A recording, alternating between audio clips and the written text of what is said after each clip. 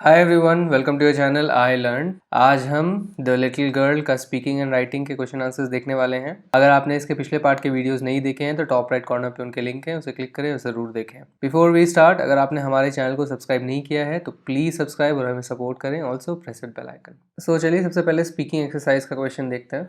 Form pairs और groups and discuss the following question. तो ये आपको ग्रुप में डिस्कस करके इन क्वेश्चंस का आंसर देना है। This story is not an Indian story, but do you think there are fathers, mothers and grandmothers like the ones portrayed in the story in our own country?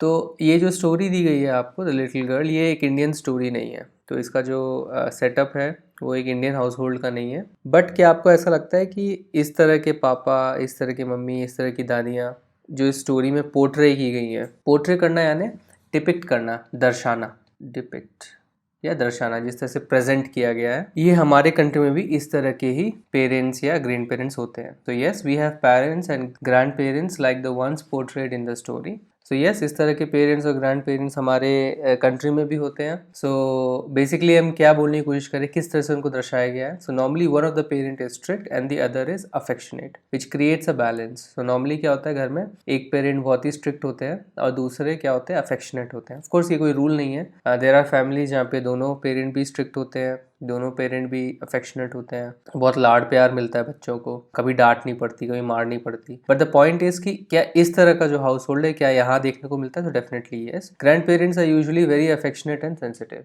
And grandparents हम normally ये देखते हैं कि बहुत ज़्यादा affectionate होते हैं and sensitive होते हैं, बहुत ज़्यादा संवेदनशील होते हैं। अगर आपको चोट लग गई या आपको डांट पड़ गई या आप उदास हो तो वो सबसे पहले डिटेक्ट करके आपको संभालने की कोशिश करते हैं, इवन इफ अगर आपकी ही गलती हो उन पर्टिकुलर सिचुएशन में। Was Kezia's father right to punish her? What kind of a person was he?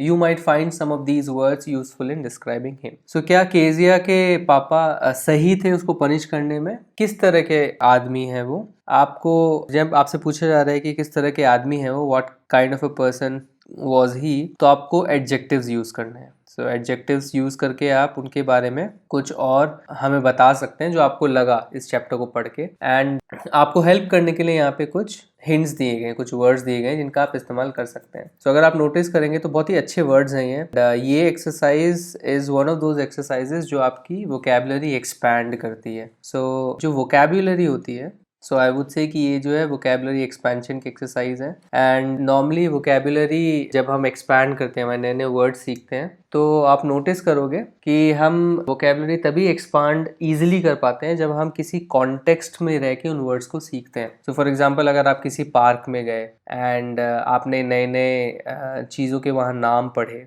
तो आपका जनरल नॉलेज बढ़ता है, बिकॉज आपको याद रहती है वो चीज़। मैं पार्क में गया, मैंने ये फ्लावर देखा एंड उस फ्लावर का नाम फिर आपको याद रहता है, बिकॉज उस कॉन्टेक्स्ट में आप हैं और आपको वो चीज़ बहुत फैसिनेट कर रही है। सिमिलरली इस एक्सरसाइज में क्या हो रहा है, आपके अंदर ये स्टोरी अभी है, आपको याद है क्या हुआ है, आप फील कर रहे हैं स्टोरी को। तो यहाँ पे जब आप इन वर्ड्स को थोड़ा डिटेल में अभी वर्ड मीनिंग से समझेंगे तो आपको बहुत हद तक ये वर्ड्स याद रहेंगे। And another thing, vocabulary expansion का जो वन ऑफ द पार्ट होता है, एक तो हो गया कि हाँ आप नए नए वर्ड्स कहीं डिस्कवर कर रहे हो, तो ये आपका एक स्टेप वन ये हो गया कि आपने नए वर्ड्स देखे। सेकेंडली आपको यूज़ करना है। तो first is discovering them, discover करना या सर्च करना, आप खुद जानबूझ के सर्च कर रहे हो, मुझे नए वर्ड्स चाहिए इन सिचुएशंस में। एंड सेकेंडली यूज़ करना। सो बिकॉज आपकी वोकैबुलरी तभी एक्सपांड होगी, आप तभी उन वर्ड्स को इस्तेमाल कर पाएंगे जब आप उनको एक्चुअली यूज़ करना स्टार्ट करेंगे। तो जैसे जैसे स्टार्टिंग में आपको थोड़ा सा अजीब लगेगा, आपके दोस्त बोलेंगे अरे नए नए वर्ड्स कहाँ से लेके आ रहे हो आप, लेकिन धीरे धीरे वो आपका एक नेचर बन जाएगा, एक यूजुअल। जैसे फॉर एग्जांपल आप डे टू डे लाइफ में वर्ड्स यूज़ करते हैं, वैसे आपके लिए ये नए वर्ड्स हो जाएंगे। तो सबसे पहले before going to this exercise हम इन वर्ड्स को थोड़ा सा समझ लेते हैं, then will try to answer this question. So यहाँ पे बहुत सारे वर्ड्स हैं जिनमें से कुछ आपके लिए नए हैं, कुछ बहुत ही रेगुलर वर्ड्स हैं। तो जो नए हैं हम उनको देखते हैं। जैसे अनडेमोन्स्ट्रेटिव। अनडेमोन्स्ट्रेटिव का मतलब क्या होता है? Not tending to express feelings and specially affection वाली फीलिंग। सो कोई पर्सन को हम अनडेमोन्स्ट्रेटिव तब कहेंगे जब वो अपनी फीलिंग्स को एक्सप्रेस नॉर्मली नहीं करते हैं एंड स्पेशली अफेक्शन वाली फीलिंग। तो मे बी शायद वो गुस्सा बहुत आसानी से कर लें, चिढ़ बहुत आसानी से जाएं, सरकाज़म आसानी से दे दें, आपके ऊपर व्यंग कस दें, लेकिन अगर अफेक्शन एक्सप्रेस करने की बात आए तो वो अपने आप को विथहोल्ड कर लेते हैं, ओपनली एक्सप्रेस नहीं करते। तो ऐसे लोगों को आप अनडेमोन्स्ट्रेटिव कहते हैं। लविंग, सो यहाँ पे बहुत सारे वर्ड्स जैसे लविंग, अफेक्शनेट, केयरिंग, सो आपको लगेगा बहुत ज़्यादा सिमिलर है, वो सिमिलर भी हैं। इनफैक्ट अगर आप किसी लविंग पर्सन को अफेक्शनेट बोलेंगे तो it's not a big difference, but the actual meaning of loving is कि जो बहुत ज़्यादा प्यार व्यक्त करते हैं, शो करते हैं, डिस्प्ले करते हैं, या बहुत ज़्यादा ख्याल रखते हैं, बहुत ज़्यादा ग्रेट केयर दिखाते हैं, उनको आप लविंग पर्सन्स कहते हैं। स्ट्रिक्ट किसे कहते हैं ना, यहाँ पे दो ऐसे वर्ड्स हैं जो कि बहुत ही क्लोज लगते हैं मीनिंग में, बट क्लोज है नहीं। तो जैसे मैंने कहा लविंग, अफेक्शनेट, केयरिंग बहुत क्लोज हैं मीनिंग में, लगते भी और है भी इनफैक्ट, बट स्ट्रिक्ट और डिसिप्लिनेरियन दो ऐसे वर्ड्स हैं जो कि बहुत ज़्यादा डिफरेंट हैं in terms of what they mean. तो स्ट्रिक्ट का मतलब होता है, आप स्ट्रिक्ट उन लोगों को बोलते हो जो आपसे डिमांड करते हैं या तो कोई बिहेवियर या तो कोई सिचुएशन में फॉलो की जाए।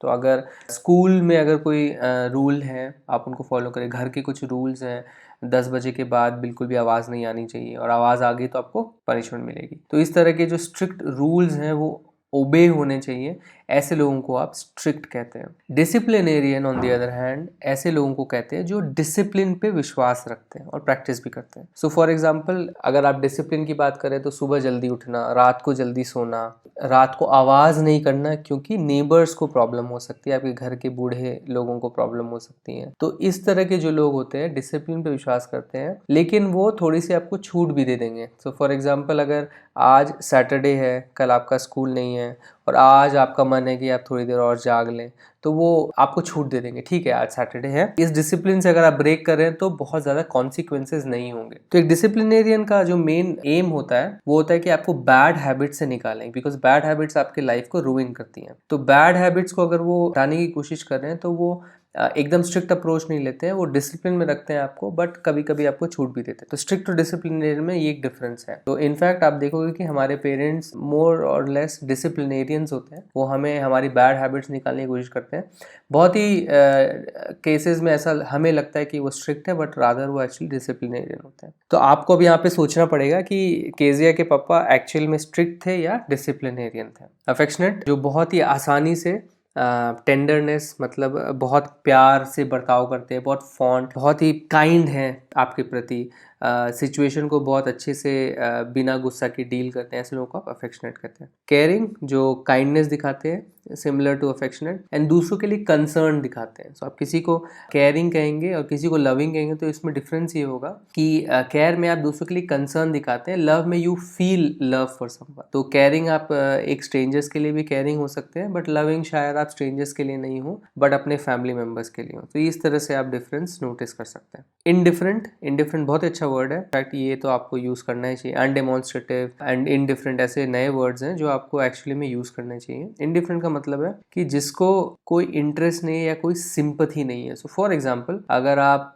सड़क पे जा रहे हैं एंड आपने देखा कि सड़क पे एक कोई एनिमल, लेट्स से डॉग, उसके ऊपर गाड़ी चढ़ गई है एंड यू कैन सी कि वो बेसिकली लंगड़ा रहा है एंड सड़क के स्टिल बीच में या किनारे में है एंड खून बह रहा है, एंड अगर आप क्रॉस कर जाते हो, कोई सिंपैथी नहीं दिखा रहे हो, कोई इंटरेस्ट नहीं दिखा रहे हो, तो दैट इज बीइंग इनडिफरेंट। उसके लिए एक अलग वर्ड भी होता है, एपैथेटिक भी कॉल इट, कि इसमें कोई सिंपैथी नहीं है, एम्पैथी नहीं है, बट इन केस में वो आप इस सिचुएशन से इनडिफरेंट आप चले जा रहे हैं। अगर आप स्कूल के और जा रहे हैं तो आपको फर्क नहीं पड़ रहा है या क्या है, अनकंसर्न जिसे कहा जाता है। सो नॉर्मली अगर आप देखोगे हमारे इनडिफरेंट बर्ताव बेगर्स के प्रति होता है। बहुत सारे ऐसे लोग होते हैं बहुत आसानी से इनडिफरेंटली बिहेव करते हैं। बेसिकली अगर कोई बेगर आया तो आप उनको पैसे नहीं दे रहे हैं, आप बस मुंह फेर लेते हैं। एंड बहुत से ऐसे लोग होते हैं जो बहुत ज़्यादा केयरिंग होते हैं, उनको बहुत कंसर्न होती है, तो वो चाहे उनके पास कितना भी रुपए वो पूरी मेहनत करके निकाल के दे देते हैं। तो this is what it means कि बीइंग केयरिंग और बीइंग इनडिफरेंट। तो अगर हम केजिया के पापा को थोड़ा सा एनालाइज करें कि वो किस तरह के इंसान थे, एक गलती हमें ये नहीं करनी चाहिए कि अगर कोई स्ट्रिक्ट है तो हम उन्हें बुरा मान लें। So that's definitely not the case, and ये आपको समझना पड़ेगा कि वो किन सिचुएशंस में किस तरह से बिहेव कर रहे थे। So one thing is very clear कि he was not a disciplinarian but he was very strict, because अगर कोई भी गलती हो जाए तो वो बहुत जल्दी से डांट देते थे। So he was definitely strict. Undemonstrative, he was definitely undemonstrative. क्यों? क्योंकि जब अफेक्शन को डिस्प्ले करने की बात आती थी तो वो पीछे हट जाते थे। लेकिन जब उनको डांटना था, उनको उनकी केजिया की आदतों में, जब वो स्टटर कर रही थी फॉर एग्जांपल, तो उसके बारे में उनको कुछ बोलना था तो वो पीछे नहीं हटते थे। लेकिन जब प्यार दर्शाना हुआ तो वो बहुत अपने आप को होल्ड करते थे। एंड हमने ये भी देखा कि वो अपना प्यार कब डेमोन्स्ट्रेट कर रहे थे, जब कमरे में कोई नहीं था, जब वो उनकी अपनी बेटी के साथ प्राइवेटली उनके रूम में थे, तब वो अपना केयर उसको दर्शा रहे थे। उसका मतलब ये नहीं है कि वो बिल्कुल कोल्ड हार्टेड है, उनके अंदर प्यार नहीं है, लेकिन वो ओपनली दर्शाते नहीं, इसलिए वो अनडेमोन्स्ट्रेटिव है। He is definitely loving, but उस हद तक नहीं कि बहुत ज़्यादा शो कर रहे हैं, तो इसलिए हम इसको नहीं कहेंगे। He was not a disciplinarian, he was strict, he was affectionate, but not to the extent कि हम उन्हें अफेक्शनेट बुलाएं, क्योंकि वो रेडिली अपनी फीलिंग शो नहीं कर रहे थे। Similarly caring, he was caring you can say, because वो कंसर्न दिखाते थे। इनफैक्ट अपनी फैमिली के लिए बहुत ज़्यादा काम भी करते थे। We can even see that कि बेटी कहती है तो he was responsible and caring. He was indifferent, having no particular interest और सिंपथी। हम बिकॉज जो लास्ट पैराग्राफ्स थे उनमें हमने देखा कि he was not really unsympathetic या अनकंसर्न नहीं थे, बिकॉज वो अपनी बेटी को अगर उनको डर लग रहा था तो बहुत ज़्यादा वो कंसर्न हो गए थे। So you can not say he is indifferent, just that he is undemonstrative. तो हमने देखा he is undemonstrative. Then he was definitely hard working, because आप देखते हो कि इवन छुट्टी के समय भी वो इतने थके हुए रहते थे कि वो सिर्फ लेटे रहते थे सोफा में, दैट में बहुत हार्ड वर्क कर रहे थे वो। ही वॉज नॉट अनकाइंड, वो अनकाइंड नहीं थे। He was just strict. He was definitely short tempered, because वो उन सिचुएशन में बिना सोचे समझे तुरंत डांट देते थे, ये नहीं देख रहे थे क्यों केजिया ने उनके पेपर फाड़े। एंड डेफिनेटली हमने देखा कि he was caring. So now that we know कि उनके लिए हम क्या एडजेक्टिव्स यूज कर सकते हैं, अब हम अपना आंसर फ्रेम कर सकते हैं। सो द क्वेश्चन वाज कि क्या केजिया के पापा सही थे उसको पनिश करने में, किस तरह के आदमी थे वो। So Kezia's father was not right in punishing her with a beating. So Kezia के फादर सही नहीं थे उसको पनिश करने में मार के, ये था बीटिंग। सो हम क्या कहने की कोशिश कर रहे हैं कि शायद पनिशमेंट जायज़ होती, डिपेंड्स कि वो कागजात कितने इंपॉर्टेंट थे। फॉर एग्जांपल अगर वो उस घर का मेन सेल डीड होता, जो बेसिकली आप कहते हो कि उस घर के ओनरशिप का मेन डॉक्यूमेंट होता, एंड वो अगर बच्चा फाड़ दे तो definitely it's a very big loss, and फिर आपको बहुत मशक्कत करनी पड़ेगी actually to get the original document. And कभी कभी वो फाइनेंशियल लॉस भी हो सकता है, ऐसे डॉक्यूमेंट्स हैं, हो सकते हैं घर में, जो बच्चा अगर फाड़ दे तो आपका बहुत बड़ा फाइनेंशियल लॉस हो जाए, बिकॉज आपका एक प्रूफ खत्म हो गया। नाउ ऑफ कोर्स प्रॉब्लम यहाँ पे क्या थी कि उन्होंने बिना सोचे समझे उसको मारना स्टार्ट कर दिया। उसके इंटेंशंस बहुत अच्छे थे। सो पेरेंट को ये डर हो सकता है कि ये बच्चा जो है अब ये इसकी आदत पड़ गई है, इसकी हैबिट हो गई है कागज जहाँ भी मिले फाड़ देने की, ऐसे में पनिश करना इज राइट, बिकॉज उसके बिहेवियर को करेक्ट करने की जरूरत है। उसमें भी बीट करना सही नहीं है, बच्चों को मारना सही नहीं है। सो यहाँ पे बहुत सारी गलतियां हुई केजिया के पापा से, एंड वही हम यहाँ पे बताने की कोशिश कर रहे हैं। So he should have dealt with the situation with patience. He should have tried to first understand the intention और motivation behind the action and then decide on the appropriate punishment. तो हम क्या कह रहे हैं कि पहले तो उनको सिचुएशन को पेशेंस से डील करना था, उनको फर्स्ट पहले समझना था कि क्या इंटेंशन था, क्या मोटिवेशन था, क्यों केजिया ने पेपर फाड़े रैंडमली। ऐसा कभी उसने कभी नहीं किया, लेकिन आज उसने ऐसा क्यों किया, एंड फिर वो समझने के बाद उन्हें एक अप्रोप्रिएट पनिशमेंट देना था, ताकि केजिया को समझ में भी आए ठीक है, इवन दो मैं गिफ्ट बनाने के लिए मुझे पेज ढूंढना था, नेक्स्ट टाइम मुझे केयरफुल रहना चाहिए कि मैं पापा मम्मी के रूम में आके कुछ भी फाड़ ना दूं। तो उसको समझ में आती उस पनिशमेंट के थ्रू, बट नॉट कि तुरंत आप उसको मारने लगे विदाउट हियरिंग हर। तो ऐसे बच्चे को समझ में भी नहीं आएगा उसे मार क्यों पड़ रही है। Also punishment for children should not be physical in nature, as it can adversely affect their mental health. And in fact this is something जो हम आज के ज़माने में बहुत ज़्यादा समझ रहे हैं, एंड आपको भी समझने की ज़रूरत है कि मेंटल हेल्थ बहुत ज़्यादा इंपॉर्टेंट होती है। ये शायद पिछले कुछ सालों में, पिछले कुछ दशकों में इतना इंपॉर्टेंस नहीं मिला मेंटल हेल्थ को, बट अभी हमारी समझ बढ़ी है तो हमें पता है कि इस तरह से बच्चों को मारने से क्या होता है, उनके मेंटल हेल्थ पे अफेक्ट करता है, उनकी मेंटल ग्रोथ पे अफेक्ट करता है, उनकी कॉन्फिडेंस पे अफेक्ट करता है। तो डेफिनेटली मारने से आप चीज़ें खराब ही करोगे फ्यूचर में, रादर देन इवन दो आपका इंटेंशन ये है कि मैं उसे डिसिप्लिन कर रहा हूँ, बट आप उसके लिए एक्चुअली खराब अफेक्ट कर रहे हैं, खराब तरीके से उसको अपब्रिंग कर रहे हैं। केजिया's father is unable to achieve a balance in expressing his emotions towards his daughter. He is very strict and short-tempered. He casually made rude remarks to her while being undemonstrative most of the time. So kezia के पापा एक balance achieve नहीं कर पा रहे थे. So it could be anything. Normally क्या होता है, हम देखते हैं कि जब आप बहुत ज़्यादा स्ट्रेस्ड होते हो, बहुत ज़्यादा काम होता है, आपके पास समय नहीं होता है ऐसे रिलैक्स करने के लिए, तो इस तरह से जो है आपसे गलतियां हो जाती है कि आप अपने इमोशंस को बैलेंस नहीं कर पा रहे हैं एंड हमेशा आपके अंदर से सिर्फ गुस्सा निकल रहा है बिकॉज आप हमेशा स्ट्रेस्ड रहते हैं. तो ये बहुत नॉर्मल सी चीज़ है. यही उनके साथ हो रहा था कि वो बैलेंस अचीव नहीं कर पा रहे थे अपने एक्सप्रेशंस को, अपने इमोशंस को एक्सप्रेस करने में अपने बेटी के प्रति. ही इज़ वेरी स्ट्रिक्ट, बहुत स्ट्रिक्ट है एंड शॉर्ट टेम्पर्ड भी. उन्हें बहुत जल्दी गुस्सा आता है, बहुत जल्दी वो एकदम से तमक जाते थे एंड कुछ भी बोल देते, तुम स्टटर क्यों कर रही हो, etcetera etcetera. He casually made rude remarks to her while being undemonstrative most of the time. तो कैजुअली रूड रिमार्क्स दे देते थे, जैसे तुम हकला क्यों रही हो, लेकिन मोस्ट ऑफ द टाइम वो अनडेमोन्स्ट्रेटिव थे. जैसे हमने देखे पड़ोस में वो कैसे अपने बच्चों के साथ खेलने के लिए समय भी निकालते थे, अपना प्यार दर्शाते थे. सो नॉर्मली जो प्लेइंग टाइम होता है वो एक ऑल्सो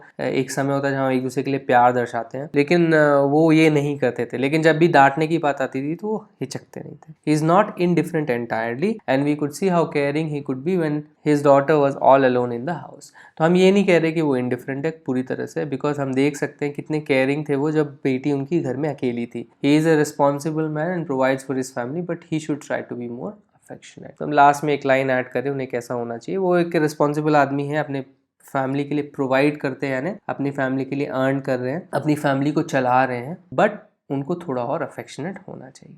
नाउ राइटिंग सेक्शन के लिए आपके पास एक एक्सरसाइज, इसमें आपको अराउंड 200 वर्ड्स 3 से 4 पैराग्राफ में इसको आंसर करना है. एंड ये एक ऐसा क्वेश्चन है जिसमें मैंने डिसाइड किया कि मैं आपको इन्फ्लुएंस नहीं करूँगा अपना आंसर देके, बिकॉज यहाँ पे आपका परसेप्शन, आपका नज़रिया यहाँ पे आना बहुत ज़रूरी है. एंड जितने तरीके के बच्चे होते हैं उतने तरीके के पेरेंट्स भी होते हैं. तो मेरा आपको आंसर देना सही नहीं होगा, बिकॉज आप जितने लोग देख रहे हैं इस वीडियो को, आपके डिफरेंट पेरेंट्स होंगे, आपके डिफरेंट अपब्रिंगिंग होगी.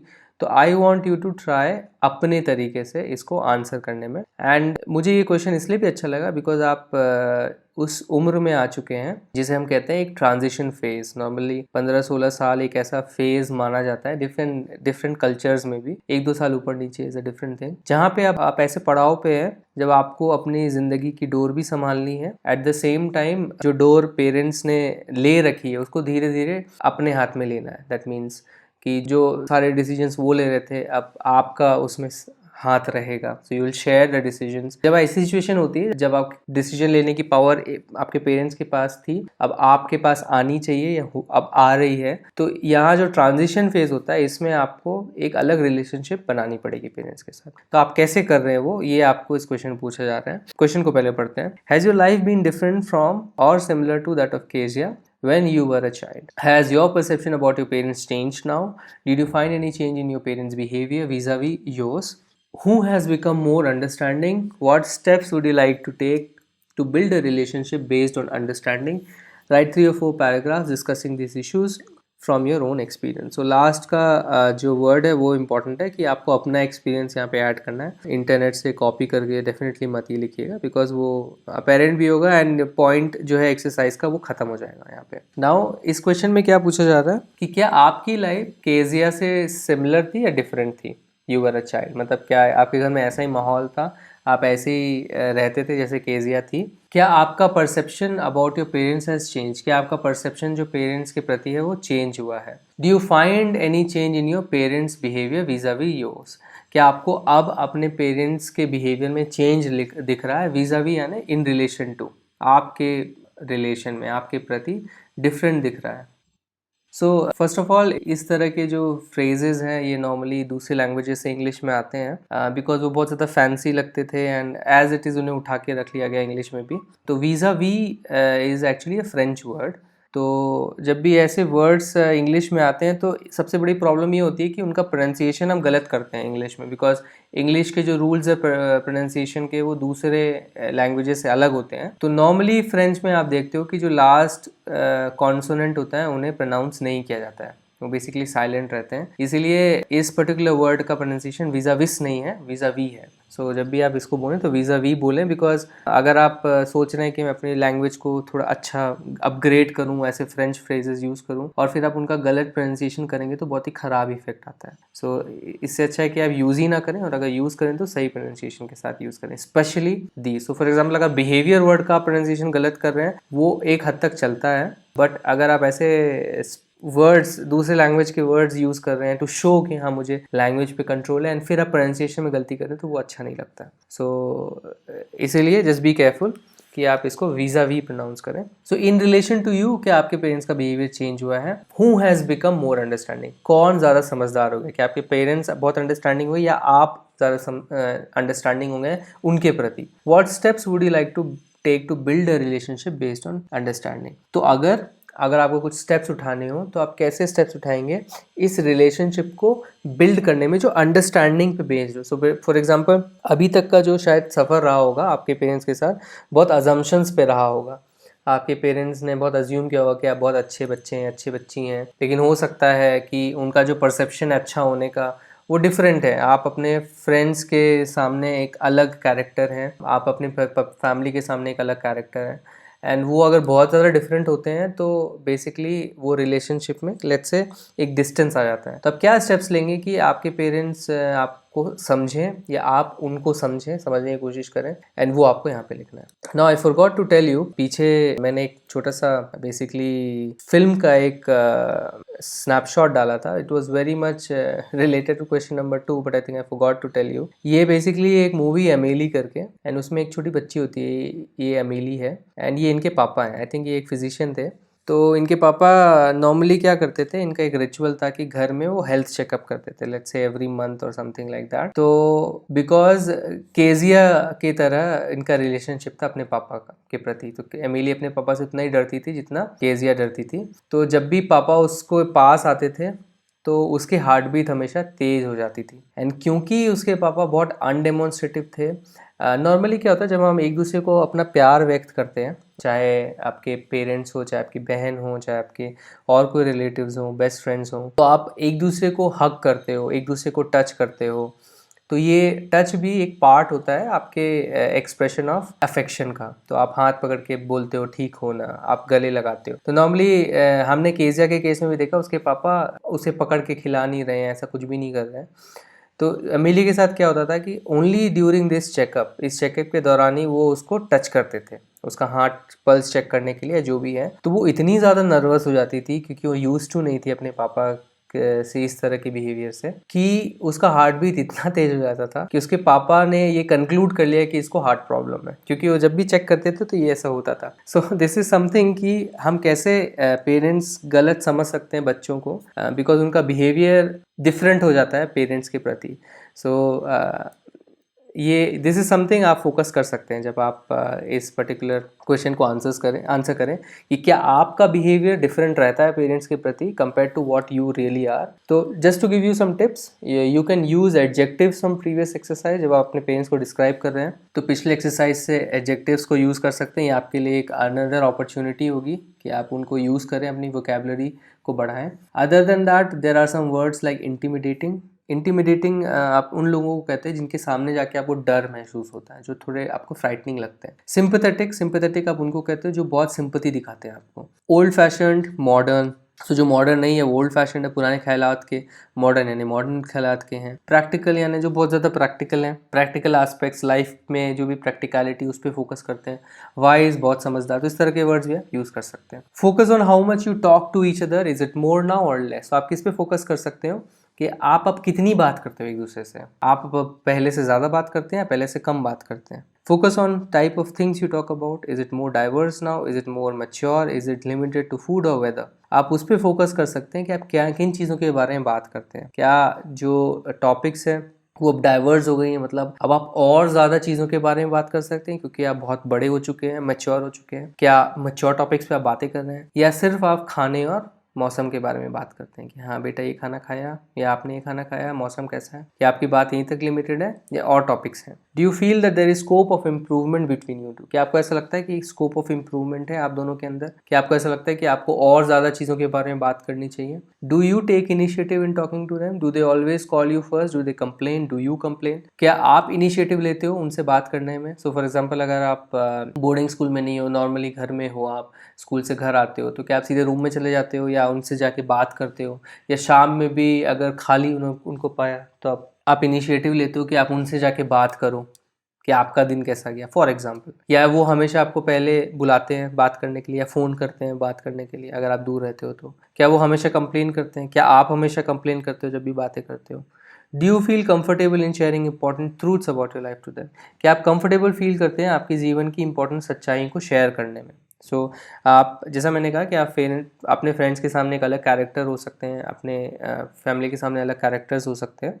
You can be different person all together, but it doesn't mean कि आप कंप्लीटली डिफरेंट हो। आपके जीवन की जो मेन सच्चाई है वो आप उनको ना बताएं। सो फॉर एग्जांपल, अगर आपका मन है कि मुझे साइंस फील्ड लेना है, लेकिन आपको पता है कि आपके पेरेंट्स कॉमर्स में भेजना चाहते हैं आपको, लेकिन आपके सारे फ्रेंड्स को पता है कि आपको साइंस पसंद है, लेकिन आपके पेरेंट्स को अगर ये बात नहीं पता है, तो ये this is an important truth जो आप उनसे शेयर नहीं करते हैं। या ऐसा भी हो सकता है आपने कभी किया हो और उनका रिएक्शन अच्छा ना हो इन द पास्ट, बट अभी it's a different thing, it's a different age, क्योंकि आप अभी कंफर्टेबल फील करते हैं। तो इस तरह से इन चीज़ों को आप फोकस करके अपना इस पैराग्राफ को लिख सकते हैं। Thanks for watching this video. अगर ये वीडियो आपको पसंद आए तो इस वीडियो को एक लाइक दीजिए, अपने कमेंट्स और फीडबैक्स कमेंट सेक्शन में लिखिए और हमारे चैनल को सब्सक्राइब कीजिए।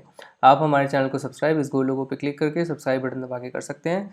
इस बेल आइकन को भी प्रेस करना ना भूलें ताकि हमारे सारे वीडियोस की नोटिफिकेशंस आप तक जल्द से जल्द पहुंचे। इस टेक्स्ट बुक के अगले वीडियोस के लिए स्टे ट्यून्ड। Bye bye.